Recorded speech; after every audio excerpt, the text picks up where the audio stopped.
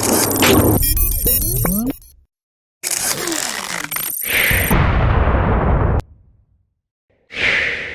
to this episode of Tech News While Driving on March 22nd, 2016. I'm your host, Tony Hannity. First off, I want to give I want to put out good vibes to those that were affected either physically or emotionally by the occurrences that happened at the Brussels airport this morning. If you don't already know, that there was a bombing at the international airport in Brussels, Belgium. And I'm not quite sure about the casualty rate, but our hearts go out to those who were killed, injured, or just emotionally scarred by the event. So hope everybody is okay that can be okay, or at least will be okay in a short amount of time. But getting back to the news, we didn't have a show yesterday, as you might have guessed, and there was quite a big announcement from Apple. They announced that they have a machine that's an R&D to pretty much take apart any kind of iPhone or iOS device and separate the pieces for scrap metal for recycling. And this was cool. I mean, I thought it was a kind of a cool thing. I forget what it's named. It starts with an L. But had kind of a personality with the promo video, if you will. And it was enjoyable, and it was definitely very good to see some other things that Apple is doing to make their overall devices and their workflow a lot more conscientious about the environment. We've had a couple of other phones that came out of China that were completely recycled, including the box came from recycled bits, but they never said what they would do after it was, after the phone was finished. So if you want to recycle your iPhone in such a way that you know that each little piece is going to go to better the environment or better somebody else, and making tools or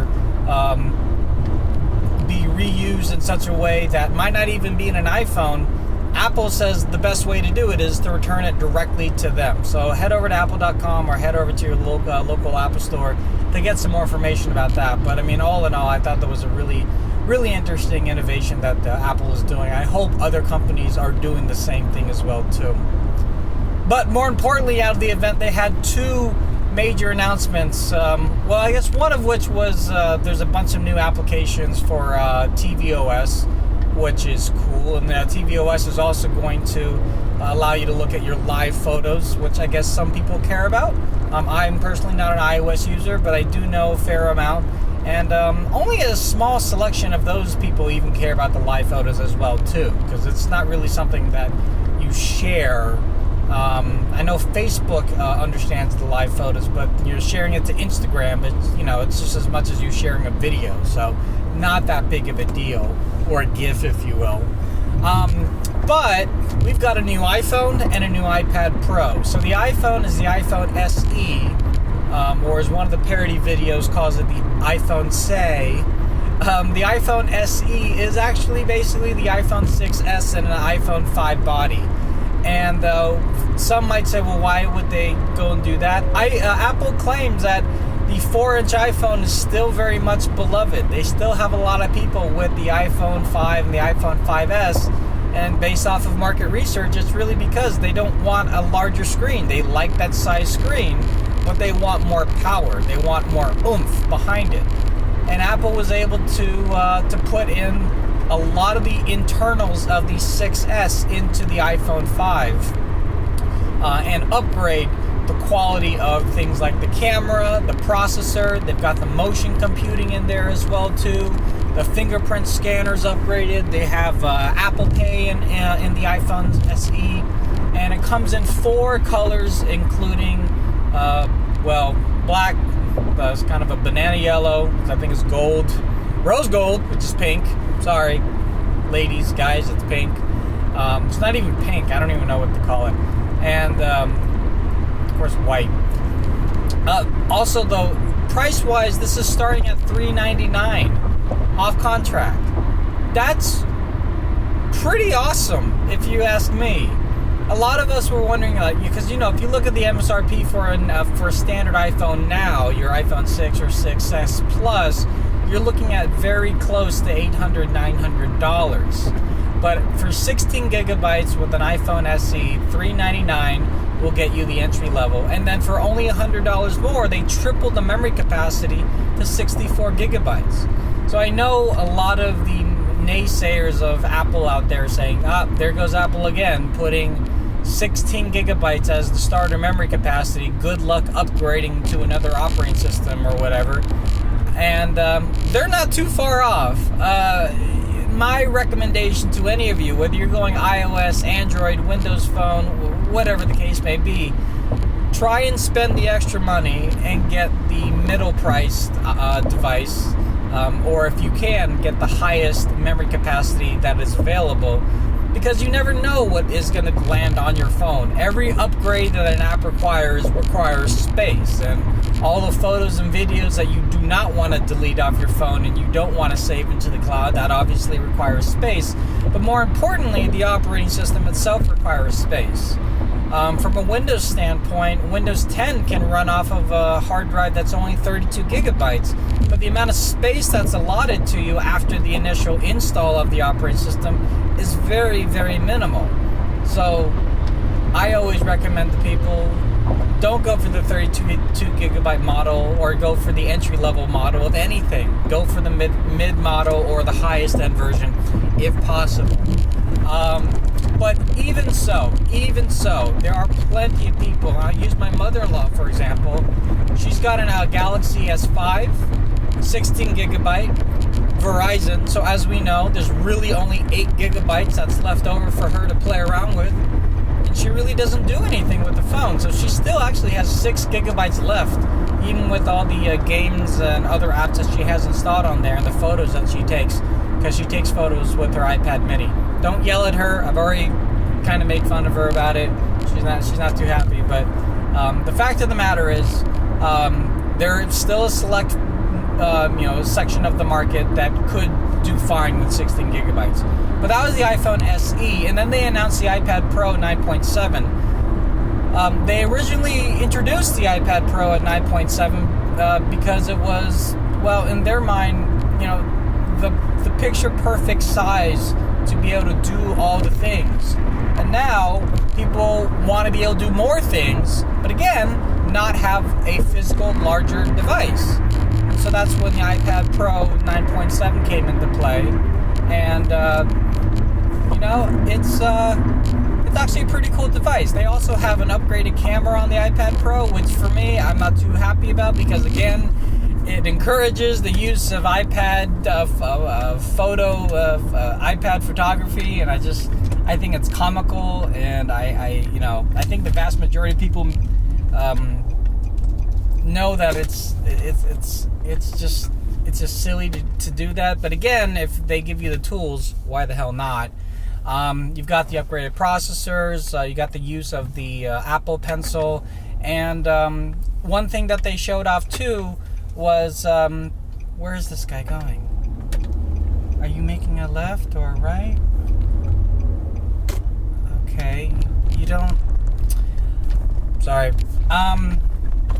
They're I forget what they call it, but it's like quadmatic speakers or what have you. I believe it's the same speaker set that they have in the iPad Pro, where that depending on the orientation of how you're holding the iPad, it'll change the directionality of the speaker. So if you have it in portrait mode, the stereophonic sound is going to come out of the top two, but then if you have it in landscape mode, the stereo sound is going to come out of the right and the left one. So it's the directionality of the sound is going to be always correct, no matter how you have it situated for you.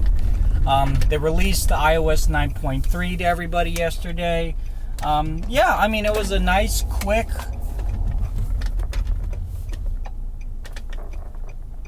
I'm just gonna let you go. Don't look at me. I'm letting you go. Why are you looking at me like I'm the dumb person? It was a nice, quick event. I was not able to watch it on my browser because I don't have a Safari or a Mac OS or really a working iOS device right now, unfortunately. But yeah, I watched it via twit.tv/live. Yeah, I mean, as a Windows, Android user, I always think that things like this is very interesting to see how Apple sees the market and how they feel that they're going to corner the market. They were very quick to say, you know, many of their iPad Pro users are Windows users, but they neglected to say things like, but they're not giving up their Windows computer. I mean, I think a lot of us can agree, and hate me on the comment section below, but a lot of us can agree that as good as iPad Pro might be for certain things, there's a vast majority of things that iPad Pro currently just can't do. Not just because of the limitation of the apps, but just because of the limitation of the operating system. I'm not saying that Windows would be able to do that better than Mac OS. I'm just saying it's not necessarily going to be able to replace a full-on desktop operating system, whether you're Mac or Windows or Linux. So yes, I'm sure a lot of Windows people use iPad Pro. I mean, Microsoft was on stage with iPad Pro announcement last year. Sure, they have a Windows desktop still. HTC unveiled today that their press event for the next HTC 10 is going to be held on April 12th next month. We're not exactly sure what the specifications of the upcoming flagship device are going to be, but some of the rumored specs include a 5.2-inch LCD5 phone, 32 gigabytes of internal storage, Snapdragon 820, and Android M. Well, I guess Marshmallow, since we know it's Marshmallow. Other things like the camera, battery life, NFC, wireless charging, USB Type-C or micro USB, those things are still kind of up in the air, and what other quote-unquote gimmicks HTC might do that they haven't done in the past. Hopefully they've learned their lesson. If anything, the HTC M9 was kind of a flop overall. So I don't know what to think. They've done really well with the HTC Vive, although it is fairly expensive. And I know that's really not really, necessarily them 100%. That's it's in partnership with Valve.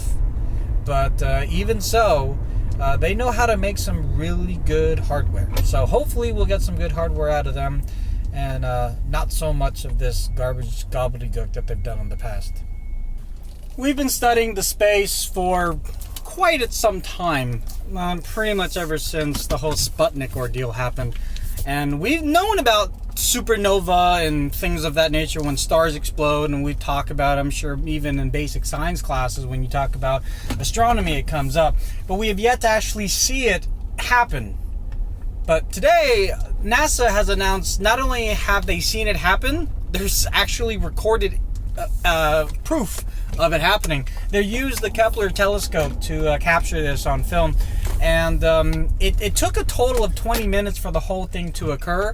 But what's even more amazing, this actually occurred in 1.2 billion light years away. This was the KSM 2011 D-Star, which, if you know, is not as good as the 2012 D-Star, because that one's much more upgraded. And I don't know. I guess I'm not even an amateur astronomer. I don't know anything about the stars or what's out there per se. I'm definitely very interested when this stuff happens. But similar to when they found out actual evidence of gravitational waves, this is just another amazing thing that we can possibly not only just look at, but also study, so we can get prepared for our own star to eventually explode. Cut to Louis C.K. talking about the world exploding in front of his daughter. It's a funny bit.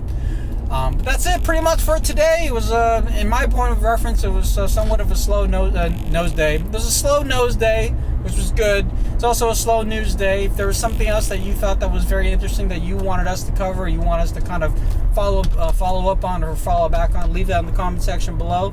Thanks a lot for watching. Make sure you're liking us on Facebook, Twitter, and following us on Instagram.